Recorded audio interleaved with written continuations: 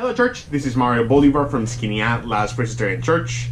Thank you for watching and welcome to our week number 10 of our adult study in the season of fall called Covenant with God.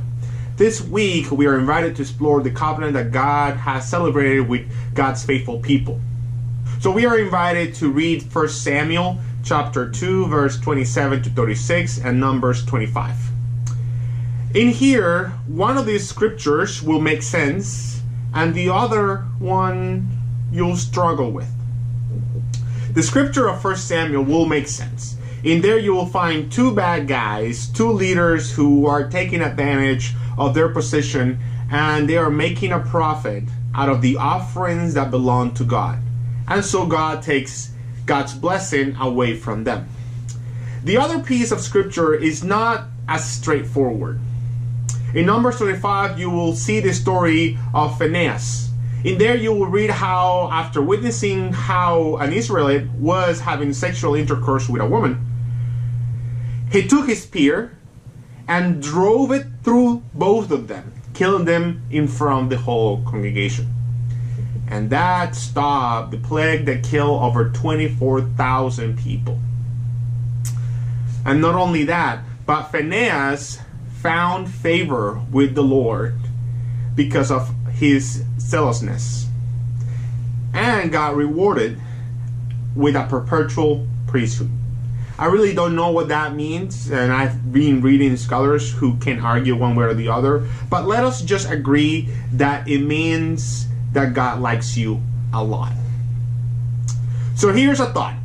It is easy to read scripture like 1 Samuel 2 verse 27 to 36, but it's not so quite easy to read Numbers 25. What do we do with pieces of scripture like Numbers 25? Let us know that in here, God did not request Phinehas to kill this man and woman, which means pretty much God and him were thinking alike, because obviously with the reward that God gave him, God favored and was okay with Phinehas taking the life of a fellow Israelite and a woman because they were having sexual devious behavior in front of people. This story is unique, and in the wrong hands and with a bad theology, it can be teaching that it's okay to kill others because of your faith or because God tells you to kill others. That is dangerous. And I hope that you can agree with me on that. How do we read pieces of scripture like this one? What I can share is that we are called not to understand the scriptures literally.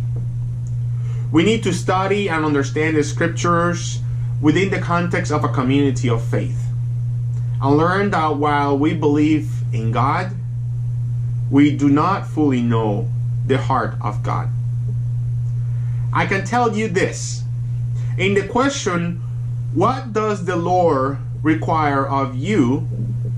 It is not to kill others, but to quote Micah 6:8, to do justice, to love kindness, and to walk humbly with your God. That is what the Lord is requiring of us. For me, I can tell you that I will continue to struggle with the scripture, and I hope the same for you. That's all for today. Until next time, be blessed.